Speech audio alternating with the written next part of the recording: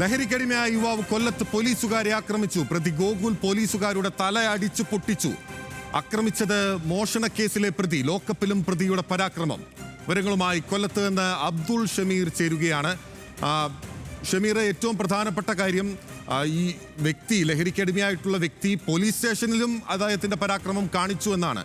Police എന്തൊക്കെയാണ് പറയുന്നത്? തീർച്ചയായിട്ടും ബിനിൽ, ഇന്നലെ വൈകിട്ടോടു കൂടിയാണ് ഈ സംഭവം നടക്കുന്നത്. അതായത് കൊല്ലം മൈലാപ്പൂരിന് സമീപം വെച്ച് ഒരു സ്ത്രീയുടെ മാലയും മൊബൈൽ ഫോണും ഇയാൾ കവർന്നു.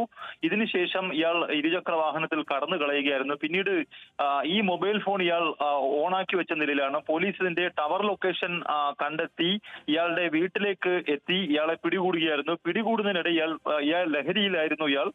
ഇയാളെ രണ്ട് പോലീസ് ഉദ്യോഗസ്ഥർ, അതായത് സ്റ്റേഷനിലെ സന്തോഷ് ലാൽ, സോമരാജൻ എന്നീ രണ്ട് പോലീസ് ഉദ്യോഗസ്ഥർ ഇയാളെ വിലങ്ങ് വെക്കുകയും ചെയ്തു. തുടർന്ന് ഇയാൾ ഈ രണ്ട് കൈയും ഉപയോഗിച്ചുകൊണ്ട് സന്തോഷ് ലാലിന്റെ തലയ്ക്ക് അടിക്കുകയായിരുന്നു. അദ്ദേഹത്തിന്റെ തലയ്ക്ക് 8 തുന്നലുണ്ട്. അതുപോലെ കൂടെ ഉണ്ടായിരുന്ന പോലീസുകാരനായ സോമരാജനെ ചവിട്ടി നിലത്തിട്ടു. അപ്പോഴും ഇയാൾ ലഹരി ഉപയോഗിച്ച അവസ്ഥയിലായിരുന്നു. പിന്നീട് കൂടുതൽ പോലീസ് കൊട്ടിയം സ്റ്റേഷനിൽ എത്തിയാണ് ഇയാളെ കീഴ്പ്പെടുത്തിയത്.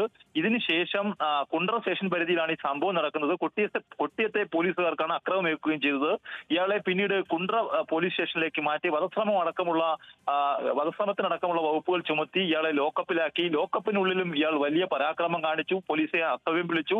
അതുപോലെ ഇയാളെ ആക്കിയ സെല്ലിനുള്ളിൽ ഇയാൾ സെല്ല് ചവിട്ടി തകർക്കാൻ അടക്കം ശ്രമിച്ചു എന്നാണ് ഇപ്പോൾ കുണ്ട്ര പോലീസ് പറയുന്നത്. എന്തായാലും ഇയാളെ ആരോഗ്യ പരിശോധനയ്ക്ക് അല്പസമയത്തിനകം വിധേയനാക്കും. ഇയാൾ ഏത് തരത്തിലുള്ള ലഹരിയാണോ ഉപയോഗിച്ചിരുന്നുള്ള കാര്യം പോലീസ് പരിശോധിച്ചു വരികയാണ്.